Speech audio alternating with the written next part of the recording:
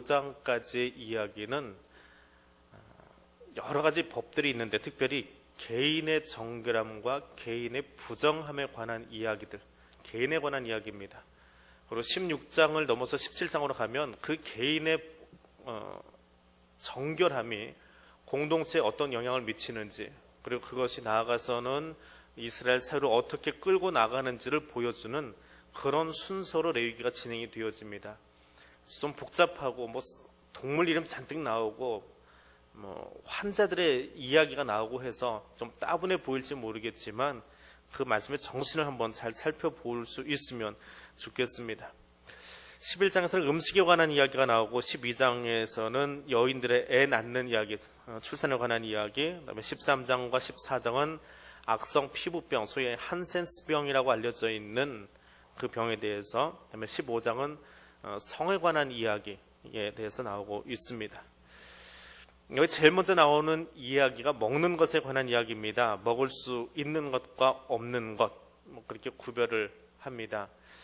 한때는 그 이상구 박사라고 하는 분이 이 성경 본문을 가지고 여기서 하나님이 먹으라고 한 것만 먹고 살면 무병장수할 수 있습니다. 건강 음식만 챙겨놨습니다. 그렇게 이야기를 합니다. 맞을 수도 있고요. 제가 그렇게 안 먹어봐서 모르겠지만 맞을 수도 있습니다. 그런데 그런 식으로 성경을 접근하기 시작하면 성경이 말씀의 책이 아니라 단지 식단표에 불과한, 하나님이 요리사에 불과한 그런 쪽으로 너무 치부해버리는 그런 일이 될 수밖에 없습니다. 더군다나 예수님이 베드로를 통해서 이 구약의 음식에 관한 규정들을 다 풀어버리셨습니다. 정하고 부정한 것들을 풀어놓으셨습니다. 풀어놓았다고 해서 방종하게 굴라는 것은 아닙니다. 그 음식의 정신이 또 따로 있습니다. 하나님이 왜 이것을 여기에 금령의 정신으로 내어놓았는가라고 하는 것을 한번 묵상해 보실 수 있기를 원합니다. 정한 음식을 먹느냐 안 먹느냐 누가 감시할 수 있습니까? 11장에서 15장까지 이야기가 개인적인 금령이다라고 이야기를 했는데, 개인적으로 지켜지는 이야기는 공동체가 감시할 수가 없습니다. 내 식탁 위에 뭐가 올라와서 먹는지 안 먹는지 그거 누가 챙겨주지 않습니다. 잘 아는 가족끼리야 숨어서 꼴짝꼴짝 할 수 있지요. 근데 밖에서 누가 아나요? 아무도 모릅니다. 그건 개인적인 이야기입니다. 근데 하나님은 그 개인적인 이야기를 장황하게 써놓으셨거든요. 11장에서 15장까지 써놓으셨습니다. 그리고 이거는 먹어라, 이거는 먹지 말아라 이야기합니다. 개인의 양심에 관한 이야기거든요. 걔는 양심의 법에다 맡겨놓고 있습니다. 그러면서 이렇게 정하게 너희들 한 사람 한 사람이 정결함을 위해서 살아가지 않는다면 결국은 공동체가 무너질 수밖에 없다. 내가 이스라엘을 선택한 이유가 있는데, 이스라엘 나라를 선택한 이유가 있는데, 그 이스라엘 나라가 선민 백성이 되기 위해서는, 교회가 거룩한 공동체가 되기 위해서는 거기에 속해 있는 한 사람 한 사람이 자기의 자리에서, 자기가 앉아있는 방석 위에서 자기 자리를 구별해야 그것이 모아져서 공동체를 이루어가는 것이다. 그 정신을 가르쳐 주려고 여기 있는 거예요. 그걸 이 시대에 그대로 다시 재해석하면서 그걸 먹으면 무병장수합니다. 무병장수가 그분에게는 아주 가장 큰 이슈이기 때문에 그러겠지만, 하나님은 무병장수를 이야기하지 않지요. 우리에게 영원한 생명 주기 위해서 이 법을 주신 거예요. 여기 있는 거 먹는다고 안 먹는다고 영원한 생명을 얻는 것은 아닙니다. 하나님 말씀에 대해서 온전한 순종을 요구하시는 거예요. 순종의 정신을 요구하시는 거예요. 그리고 그분의 마음이 무엇이냐라고 하는 것을 배우는 겁니다. 자신의 삶과 일상을 살펴보아라라고 하는 것입니다. 더군다나 레위기의 법이 언제 주어졌습니까? 시내산 밑에서 십계명 받을 때 주어졌거든요. 그때는 하나님이 이미 하늘에서 만나와 메추라기를 지층에다 깔아놓고 있을 때예요. 나중에는 이스라엘 백성들이 코에 신물이 나도록 먹었습니다. 그렇게 음식을 배설해놓고 먹어라 해놓고, 그래놓고는 갑자기 먹는 음식과 못 먹는 음식을 구별하기 시작합니다. 그 무슨 경우지요? 이 광야 생활 마치고 가나안에 들어갔을 때에 지금부터 훈련시켜 놓지 않으면 안 된다는 거예요. 지금 또 훈련시키고 각인시키고 준비시켜서 들어가야 된다는 거예요. 부인과 질병도 마찬가지입니다. 그 광야 속에서, 모래바람 속에서 가장 약한 사람들, 아이를 낳고 나서 약해질 대로 약해져 있는 그 여인들을 누군가가 보호해주지 않으면, 신경 써주지 않으면 결국은 여인들이 병에 들게 되고, 여인이 병든다라고 하는 것은 엄마들이 병들므로써 그 다음 세대가 태어날 수 없는 거예요. 그래서 여인을 위한 법이지만 다음 세대로 연결해 나가는 과정들을 하나님이 세밀하게 관심 가지고 계시는 거예요. 한센병에 관한 이야기 천형이지요. 한센병, 나병, 문둥병, 천형입니다. 저주받은 병이에요. 근데 저주받은 병을 이렇게 어떻게 상대하느냐, 그게 하나님의 정신이거든요. 그 정신이 지켜지지 않으면 결국 무너지는 한 개인이 아니라 공동체더라라고 하는 거예요. 하나님의 나라 백성들이 무너질 수밖에 없더라라고 하는 것입니다.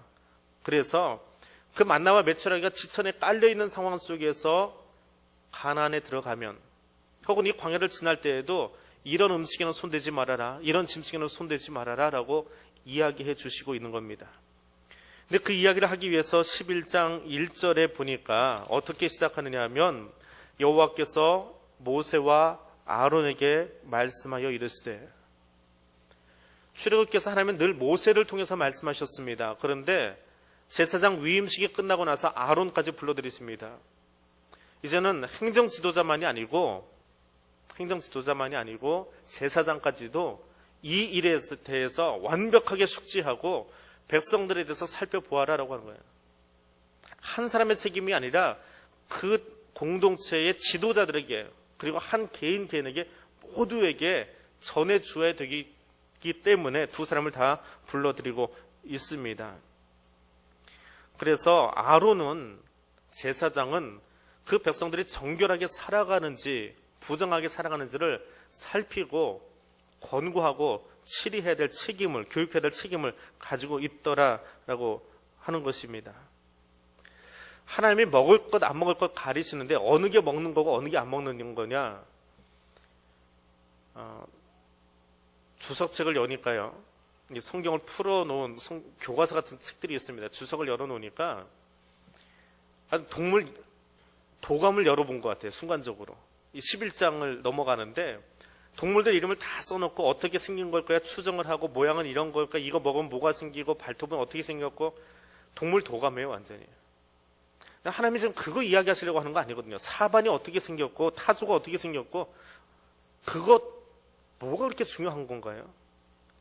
그 타조 몰라도 성경 강의하면서 여기서 타조가 이렇게 생겼어요, 사진 안 보여드려도 아무 상관없어요.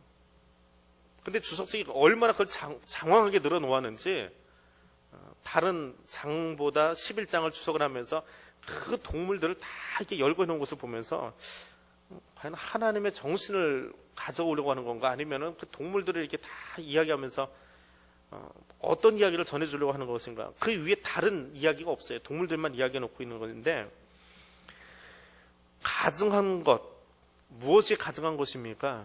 무엇이 부정한 것입니까? 썩은 음식을 대하는 짐승들이에요. 대부분이 죽음을 상대합니다. 시체를 상대합니다. 시체를 상대하는 짐승을 먹다 보면 사람이 그렇지 않아도 공격적입니다. 공격적이에요, 사람이. 그런데 그런 썩은 음식을 집어먹는 짐승을 먹으면서 그들의 습성이나 그들의 모습을 보게 되어지고 그것을 만지게 되어지면서 그런 삶을 살아가게 될까 보아서, 그래서 하나님은 그것을 금지시키고 있는 것을 볼 수 있습니다. 예방하고 치료하고 바른 길로 인도하기 위해서 짐승 하나까지도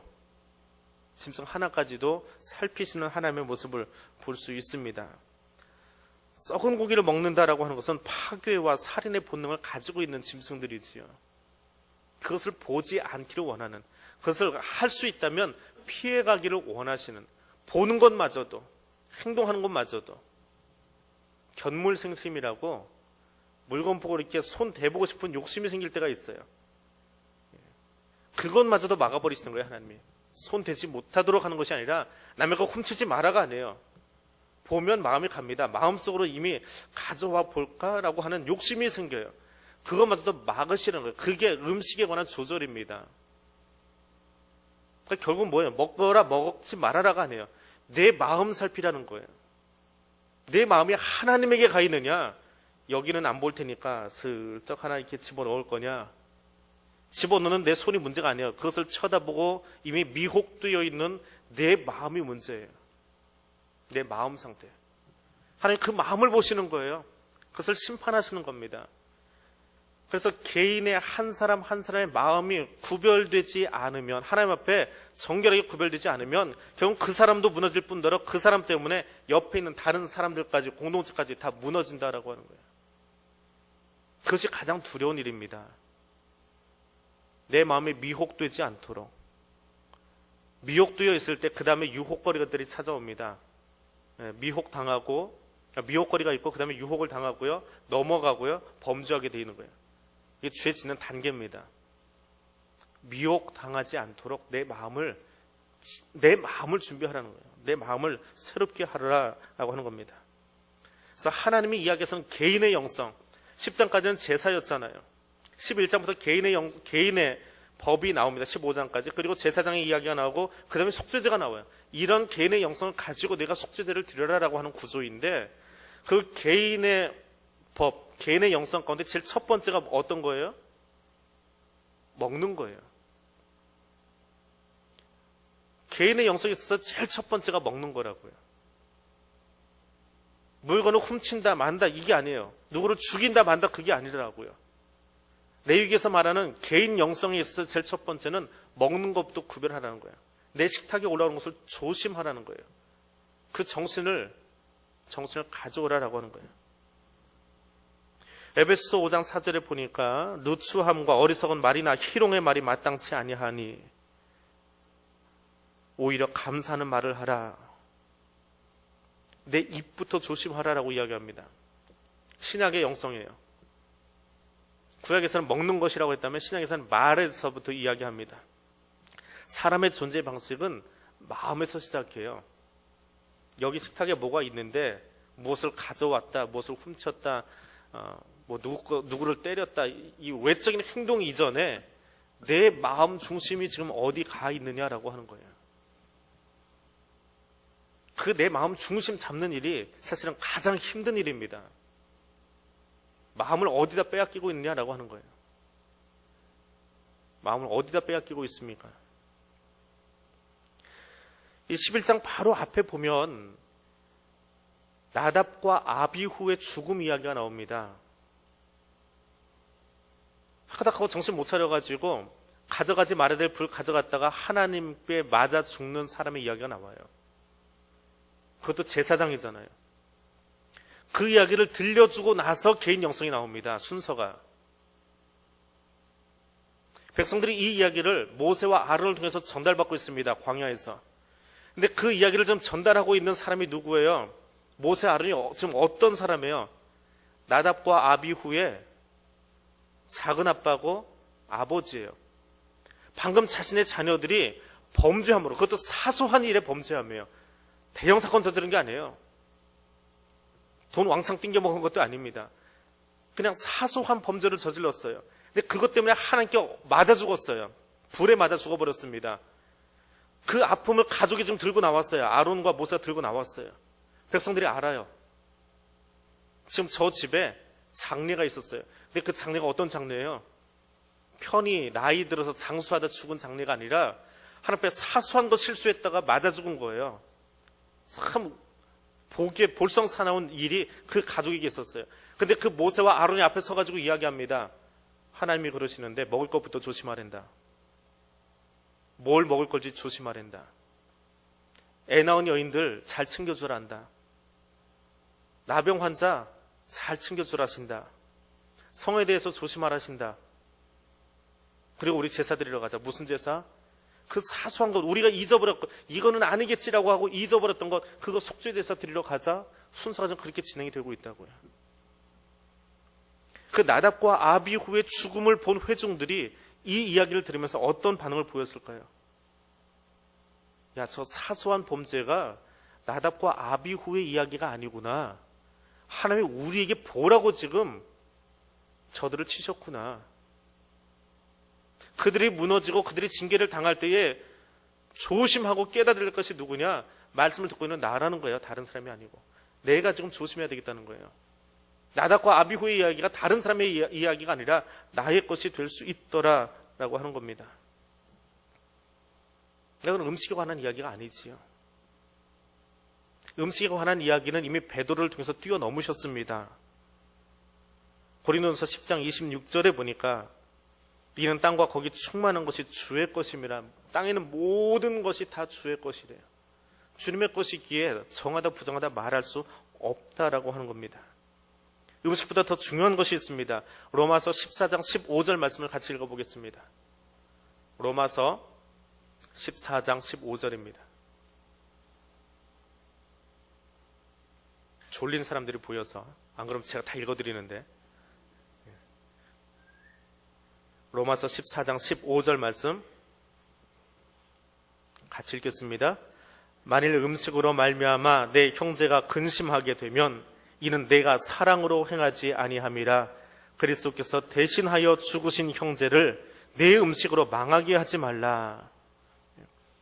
내가 먹는 그것 때문에 다른 사람이 시험에 들게 되면 그 책임 네가 져라라고 하는 거예요. 이건 비단 음식에 관한 이야기만 있는 게 아닙니다. 먹는 이야기만 있는 게 아니에요. 신약에 와서 이게 사실은 범위가 더 확장되었습니다.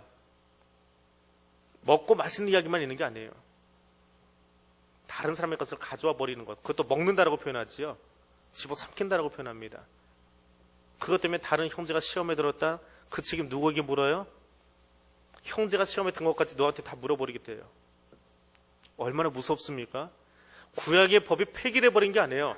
구약의 법을 훨씬 더 깊이 있게 만드는 것이 신약의 법이에요. 부정한 것, 정확한 음식이 사라졌습니까? 아니에요. 기본 정신을 사도 바울을 통해서 더 들추어내고 있어요. 고린도전서 10장 23절입니다. 고린도전서 10장 23절.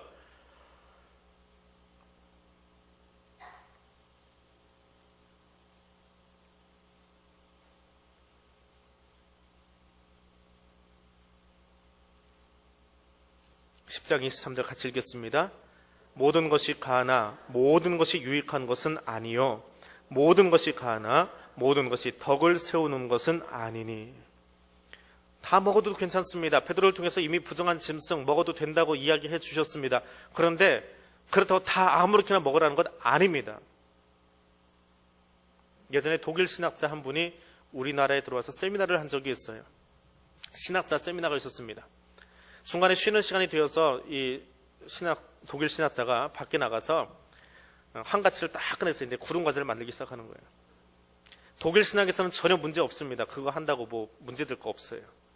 근데 한국의 신학자들이 보기에는 이거는 난리 나는 일이에요. 더군다나 그 신학자의 세미나를 듣고 있는 사람들은 다 신학생들이거든요. 옆에 있던 교수님이 쫓아나가서 이야기했습니다. 한국은 선교사의 금령으로 이것을 안 하도록 되어 있습니다. 근데 오늘 강의하시는 선교사님이 그거 하고 있으면 여기 이 강의를 듣고 있는 신학생들이 다른 일로 시험에 들 수 있습니다. 그 교수님이 자기의 신앙 양심으로는 아무 거리낌이 없어요. 하지만 한국의 교회를 위해서라면 내가 모든 것을 다 그치겠습니다.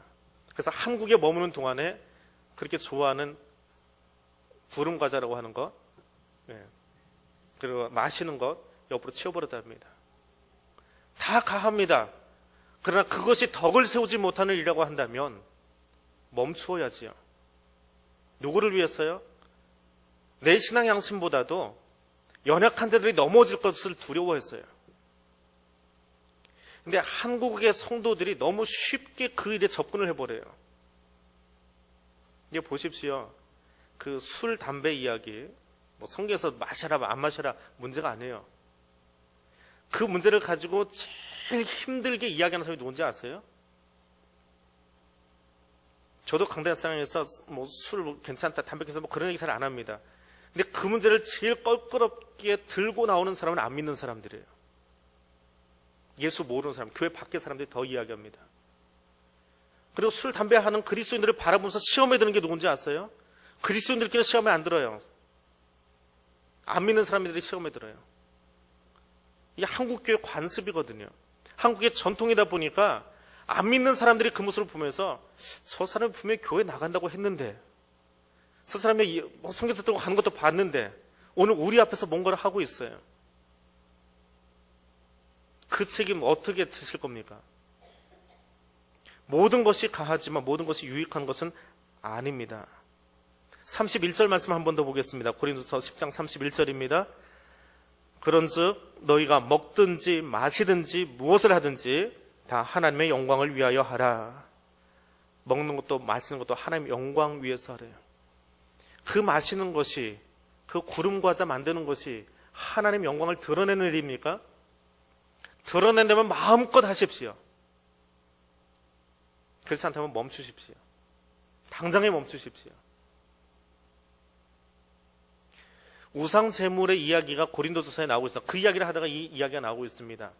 우상 제물이 어떤 것입니까? 제사를 드리고 있는데 그 앞에 조상신 와서 그거 먹으라고 앞에다 펼쳐놓은 거예요. 한국적인 정서로는 고린도전서에 나오는 이 우상 제물은 그것은 아닙니다. 신전에 들어가 있는 이방 신전에 올라갔던 고기 음식이 밖으로 나와서 시장 유통망을 통해서 돌아다니다가 사람들 식탁에 올라온 걸 이야기하는 거예요. 근데 이게 한국적인 정서에서 다시 해석을 하면 제사 드리는 집에 간 거예요. 가서 제사 드린 후에 음식이 나왔습니다. 그거 먹어야 돼요? 안 먹어야 돼요? 아니, 먹어야 돼요가 아니고 먹어도 돼요? 안 먹어야 돼요? 먹어도 돼요. 그거 먹는다고 귀신 들리지 않습니다. 아무 상관없습니다. 제가 그 이야기 할 때마다 하는 이야기가 있어요. 그 귀신이 못 들어오게 하는 여러 가지 방법이 있습니다. 한국적인 방법이에요. 왜? 한국 제사에 관한 이야기니까. 귀신 못 들어오게 하는 몇 가지 방법이 있습니다. 동짓날 빨간 팥죽만 끓여도 못 들어오는 허접한 귀신들이에요. 100만 원짜리 노란 부적, 빨간색 글자 써가지고 부적만 붙여놔도 귀신이 못 들어옵니다. 그것도 신이라고 이야기하고 있어요. 예. 그래서 귀신이라고 그럽니다. 비싼 거는 500만 원 하는 것도 있지요. 근데 여러분 치과에 가서 임플란트 하나 하면 얼마 주나요? 정확히 가격은 모르겠습니다. 하여튼 싸게 쳐서 100만 원이라고 하십시다. 여러분 치아가 몇 개예요? 제가 치과 의사가 아니라 잘 모르겠어요. 하여튼 30개는 넘지요. 이 치아가 3천만 원이 넘어요. 부적 500만 원짜리 하나에 귀신이 못 들어오는데 3천만 원짜리 치아 가지고 그거 못 씹어 먹겠습니까? 씹어버리세요. 귀신이 들어온다면. 제가 언제 한번 그렇게 너무 좀 강하게 언급을 한 적이 있어요. 좀 자세하게 설명하면서. 그랬더니 어떤 분이 좀 시험에 드셨어요. 제사 드리는 집에서. 우연히 신방을 갔는데 제사 드린 다음날 신방을 가게 됐습니다. 음식을 내오는데 자꾸 뭘 골라내세요. 그래서 왜 그러세요? 그래서 이게 어제 우리 아버님 식탁에 올라갔던 건데 이거 목사님 드릴 수가 없대요. 그래서 왜 그러세요? 그랬더니 거기 아버님 신이 씌워 있는 음식인 거예요. 근데 제가 그걸 먹으면 어떻게 되는 거예요? 설교 시간에 좀 강하게 했나 봐요. 그 신을 씹어 먹는다 생각을 하는 거예요. 그 아버지의 신을 씹는다라고 생각한 거예요. 어떻게 해야 돼요? 부담스러우시면 제가 밥 안 먹고 그냥 나갈게요. 나와버렸습니다. 근데 그분 너무 좋아하시더라고요. 아직 그분의 신앙 양심이 그것을 수용하지 못한다면 차라리 굶으세요. 모든 것이 가하지만 다 유익한 것은 아닙니다. 그리고 그 먹는 것이 하나님께 영광되지 못하고 누군가를 실족시키는 일이라고 한다면 당장에 멈춰야 됩니다. 그게 하나님의 정신이에요. 부정한 것과 정한 것의 짐승을 구별해 놓은 것은 그것을 먹고 안 먹고가 문제가 아니에요. 그것에 손을 대는 그 순간에 내 마음에 미혹되어서 그 공격적인 성향들이, 그 악한 성향들이 백성에게로 전이되어질까봐 그것을 막아서고 계신 하나님, 가나안 땅에 있던 그 호전적인 민족들의 정신이 그 백성에게 들어오지 않기를 원하시는 하나님의 마음이 여기 들어와 있는 거예요. 그 신약에 와서는 그것을 다시 마음의 정서로 더 깊이 바울이 신학적으로 정리를 해서 우리에게 들려주고 있습니다. 오늘 내 마음이, 내 양심이 누구를 향하여 서 있는가 보시기 바랍니다. 음식을 먹을 때에, 물건을 바라볼 때, 사람을 바라볼 때에 그 중심이 어디에 서 있는가 보십시오. 하나님 그 중심을 보시기 때문에 그렇습니다. 레위기 12장은 해산한 여인들의 이야기입니다. 애난 여인이 부정하다. 너무 그렇게 단순하게 보지 마십시오. 이 부정하다라고 하는 이야기는 애를 낳으면 윤리적으로 부정해진다라고 하는 이야기가 아닙니다. 출산한 여인들은 연약하다라고 하는 이야기예요. 아이 낳아보신 분들은 아시지요? 여기 뭐 청년분은 몇 명 없는데 아이 낳아보셔서 아시죠? 그때 얼마나 여인들이 약하고 온 몸이 다 이렇게 뼈 마디마디가 다 늘어져 있는지, 늘어나 있는지 제일 힘들 때잖아요. 사막을 지나가면서, 광야를 지나가면서 여인들이 200만이 죽었어요. 그럼 200만이 다시 태어나요. 매일 장례식이고 매일 출생신고가 일어나는 곳이 광야예요. 근데 그 모래 땅에서 여자들이 아이를 낳아야 돼요. 누가 보호해 줍니까? 인구 개수에도 들어가지 않는 것이 여자들이에요. 그 여자들이 뜨거운 열대 지방 속에서 그 광야에서 아이를 낳고 몸조리할 시간이 없어요. 근데 그들에게 하나님이 주시는 명령입니다. 그 여자 부정하니까, 그 부정함이 정하다 부정하다가 아니에요. 그 여자들이 지금 연약하니까, 불완전하니까 최소한 일주일은 배려해 주어라. 최소한 일주일은 배려해서 마치 너희가 일주일에 하루 안식하듯이 그 여인들이 다른 생업에 일하는 것에, 물 들어가는 일에, 뭐 일하는 일에 손대지 않도록 공동체가 나서서, 가정 공동체가 나서서, 혹은 그 집에 경산한 일을 이웃집이 들었으면 친척들이 나서서 그 여인이 좀 쉴 수 있도록 배려해 주어라라고 하는 것이 12장의 정신이에요. 정하다 부정하다, 정결한 부정함, 그 이야기가 아닙니다. 그 정신을 읽고 이 말씀을 봐야지. 안 그러면 애 낳은 여인 다 부정하다, 산부인과 안 가야지요. 그러면 애 낳았으면 거기 신방 안 가야지요. 부정한 사람 만나러 왜 갑니까? 연약한 것을, 연약한 여인을 너희 공동체가 함께 돌아보아 주어라 라고 하는 하나님의 약자 보호 원칙이 여기 나오는 거예요. 그 다음에 13장과 14장에 나오는 이야기는 한센병에 관한 이야기입니다. 소위 나병이라고 여기 나와 있습니다. 유출병, 나병이라고 나오는데, 한센병에 대해서 13장, 14장에 116절이 나옵니다. 아주 자세하게 나와요.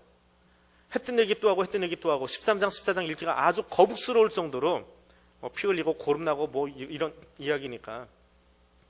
근데 그렇게 자세하게 하나님이 하세요. 참 자세하게 하십니다. 왜요? 개인에게 있어서는 가장 고통스러운 질병이기 때문에요. 가장 고통스러운 시간이기 때문에. 또 그것은 개인에게뿐 아니라 그런 환자가 한 명 생기면 가족들이 다 병들잖아요. 그 가족을 돌보느라고.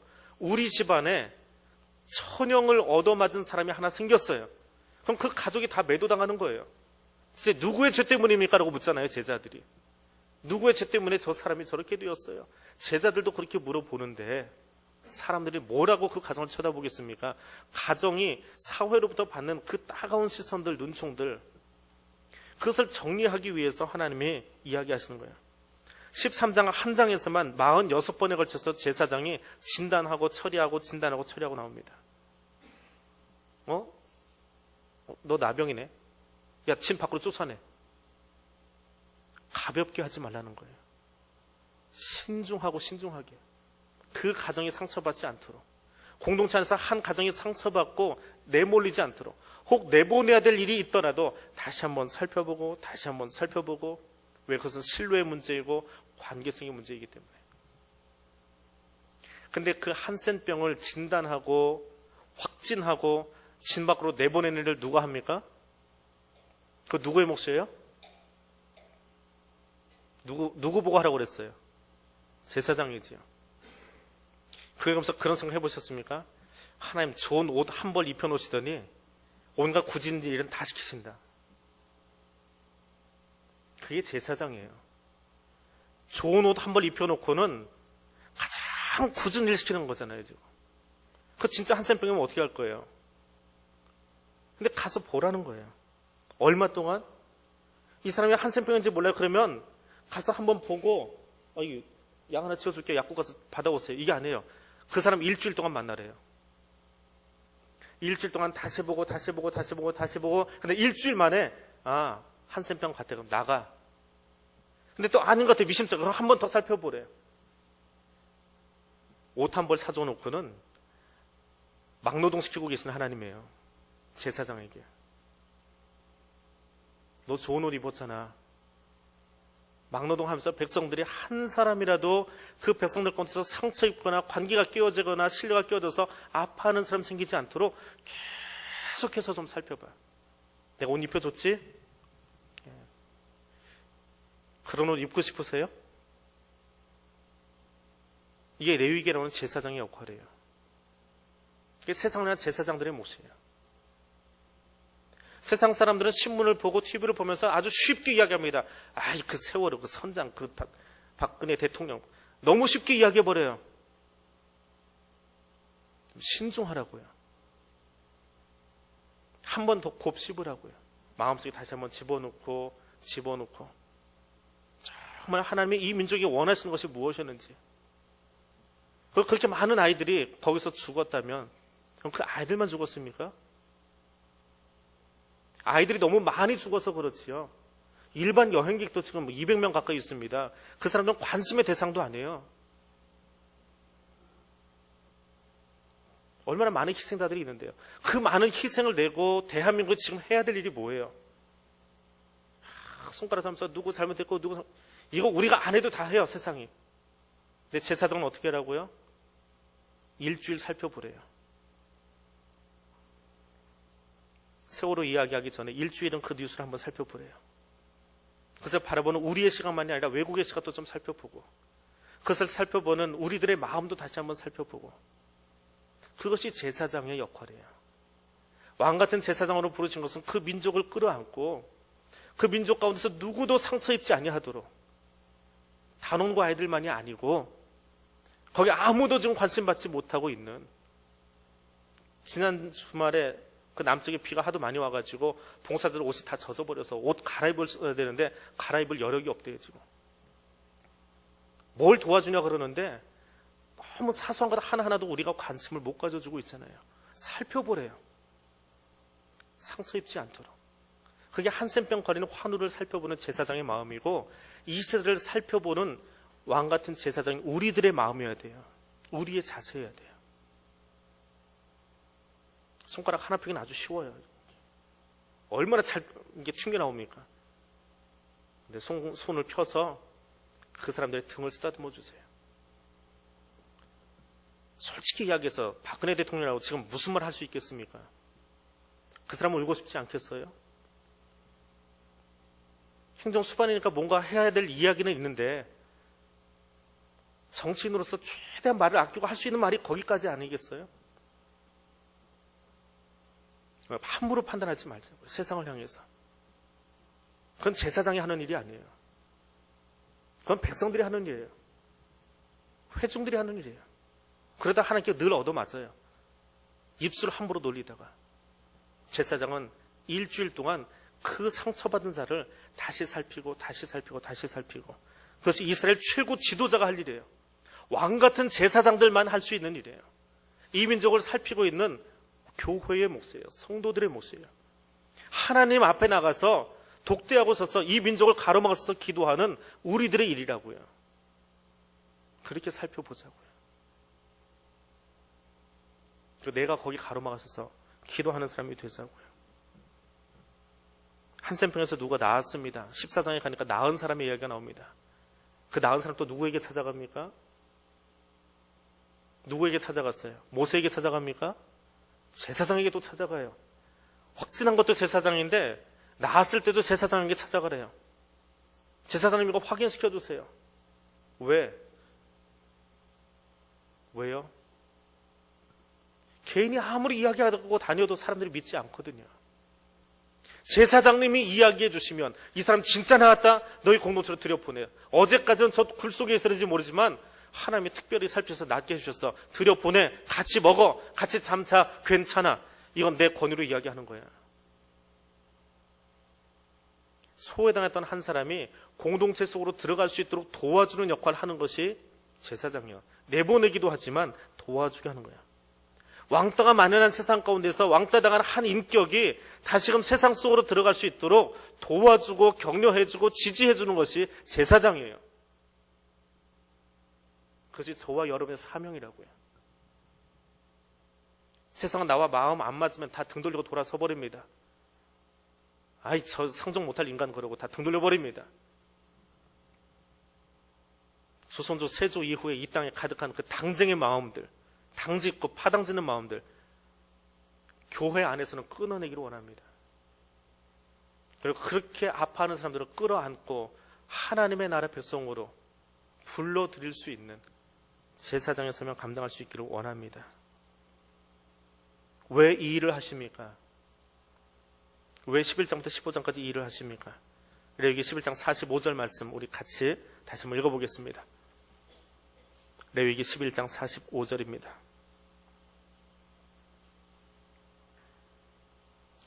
같이 읽습니다. 나는 너희의 하나님이 되려고 너를 애굽 땅에서 인도하여 낸 여호와라. 내가 거룩하니 너희도 거룩할지어다. 나는 너희의 하나님이 되려고 너를 애굽 땅에서 인도하여 내었다. 너 혼자 기분 좋으라고 희한하고 홍해를 건너는 기적을 체험해봐서 그거 이야기하고 다니라고 우리를 부르신 건 아닙니다. 그렇게 이끌림 받은 것 때문에 하나님을 높여드린 거예요. 하나님 때문에 이 일이 있었습니다. 하나님 때문에 내가 오늘 여기 앉아 있습니다. 하나님께 영광 돌리기 위해서. 그리고 그 하나님 때문에 내가 오늘 여기 앉았는데 앉아서 다시 하나님을 바라보니까 하나님이 너무 거룩하신 분이에요. 나를 이끌어내신 그분의 모습을 내가 닮아가겠습니다. 어떻게 하면 그분의 모습을 닮을 수 있습니까? 어떻게 하면 하나님의 거룩하심을 우리가 닮아갈 수 있습니까? 하나님과 멀찌감치 떨어져 있어서는 할 수 없어요. 매일 쫓아가서 어떻게 사나 봐야 되잖아요. 누군가를 닮고 싶으면 늘 그 사람 옆에 가서 그 사람의 이야기하는 것, 말하는 것, 행동하는 것, 눈빛, 손짓, 발걸음 다 지켜봐야 되잖아요. 나도 저 사람처럼 걸어보고 싶고, 저 사람 걸음걸이가 멋있어요. 그럼 맨날 쫓아가서 그 연습해보고. 우리 아이들 그러잖아요. 우리 아이들이 그러잖아요. 수요전도에 모이면 여원이가 나와가지고 맨날 우리 집사람들 신고 다니는 신발 신고 빼딱빼딱거리고 돌아다녀요. 자기도 어른 돼보고 싶거든요. 그거 신어보면 어른 되는 것 같아요. 흉내내게 하면서 어른이 돼 가는 거예요. 하나님 곁에 가까이 가서 자꾸 그 말씀 듣고 그 말씀 배우고 그 말씀을 귀에 들어야 그분을 닮아가지요. 그분하고 거리가 떨어져 있는데 어떻게 배웁니까? 내가 거룩하니 너희도 거룩하라라고 하는 이 말은 너 나하고 좀 가까이 있자라고 하는 거예요. 가난에 가까이 가지 말고 나에게 가까이 와서 나와 좀 같이 생활하자. 그래서 내가 가진 생각, 내가 가진 마음이 뭔지 내가 좀 잘 쳐다보고 좀 따라와라. 그래서 너 하나 그렇게 모여서 한 가정이, 한 지파가, 이스라엘 공동체가 구별되었으면 좋겠다. 그래서 하나님 말씀은 지식으로 받는 게 아닙니다. 에베소서 3장 18절 19절 말씀 한 곳 더 찾아보겠습니다. 에베소서 3장 18절과 19절입니다.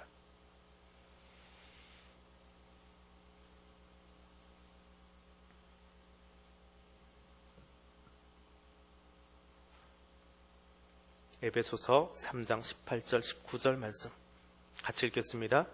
능히 모든 성도와 함께 지식에 넘치는 그리스도의 사랑을 알고 그 너비와 길이와 높이와 깊이가 어떠함을 깨달아 하나님의 모든 충만하신 것으로 너에게 충만하게 하시기를 구하노라. 아멘. 모든 성도와 함께 지식에 넘치는 하나님의 사랑을 알고, 지식이 중요한 게 아니에요. 그 지식을 뛰어넘어 있는, 지식보다 넘치는, 우리에게 가르쳐주신 이 성경에 나오는 지식들, 정하고 부정하고 유출병하고 한센병 이것 말고요, 그걸 뛰어넘어서 있는 보다 근본적인 이야기가 뭐예요? 하나님의 사랑이에요. 그리스도의 사랑이에요. 그 사랑이 얼마나 넓은지, 얼마나 긴지, 얼마나 높은지 그걸 너희가 깨닫고 그걸 알고 나니까 그래, 그 사랑을 우리가 가슴에 담고 내가 오늘 제사장으로 살아가야지. 내가 오늘 그 하나님의 마음 가지고 제사장으로 살아가야지. 그것이 레위기를 읽고 성경을 읽는 성도의 모습입니다. 오늘 그 그리스도의 사랑을 가슴에 담고 돌아가실 수 있기를 원합니다. 그 그리스도의 사랑으로 이 민족을 향해서, 또 우리 교회를 향해서, 여러분 가정을 향해서 이렇게 기도할 수 있기를 원합니다. 이 시간에 같이 기도하겠습니다. 우리 교회 공동체가 건강하게 서도록 내 자리를 구별하기를 원합니다. 내 자리가 구별되면 구별된 그 자리 하나하나가 모여서 거룩한 공동체가 되어집니다. 내 자리를 엉망으로 만들어버리면 거기서 내 유익 탐하고 내 것 더 가져오려고 하고 남의 것 훔쳐오고 여러분 그것이 하나 둘 생기면 구멍나서 공동체가 침몰해버립니다. 배가 침몰하는 것도 구멍나서 그렇지요. 이 교회 공동체를 위해서 기도할 때 내 앉은 자리, 내가 지금 앉은 이 자리를 거룩하게 구별하겠습니다. 기도하시기를 바랍니다. 두 번째로 기도할 때에 하나님 말씀에 온전하게 순종하는 사람 되기를 원합니다. 주의 말씀을 듣고 온전하게 순종하기를 원합니다. 오늘 참 감사한 거는 새벽에 수요 전도대 나와서 같이 앉아만 있어주세요라고 했더니 제가 나가지는 못했습니다. 실황 중계해 주시는 분이 계셔가지고 사진을 찍어서 보내주셨는데 지난주까지 안 보이던 많은 얼굴들이 나와서 거기 정말 앉아 계셨어요. 노 권사님들, 또 지나가시던 분들, 또 아이스크림 사들고 정말 여러분들이 오셔가지고 거기 지나가신 분들 누가 이렇게 다 스냅으로 찍어서 보내주셨는데 감사합니다. 작은 일에 그렇게 순종할 때에 거기서부터 그리스도의 군사로 세워져 갈 줄 압니다. 그렇게 하나님 말씀을 순종하겠습니다. 세 번째로 기도할 때 우리 환우들을 위해서 기도해 주시기 바랍니다. 우리 서석송 집사님 지금 병원에 한 달 전에 입원하셔서 좀 계속 입원해 계십니다. 위에서 기도해 주시고 아내 되시는 분도 지금 다른 병원에 입원해 계시는데 가족들이 이야기를 하면서 어디 있는지는 잘 모르겠어요. 근데 지금 병원에 입원해 계신다고 하는데 위에서 기도해 주시고 우리 사공황 장로님 항암 치료 받고 계시는데 위에서 기도해 주시기를 바랍니다. 또 시술 마치고 회복을 기다리고 있는 환우들 있습니다. 한 분 한 분 위해서 또 기도해 주시길 바랍니다. 이 세 가지 기도 제목 가지고 우리 같이 통성으로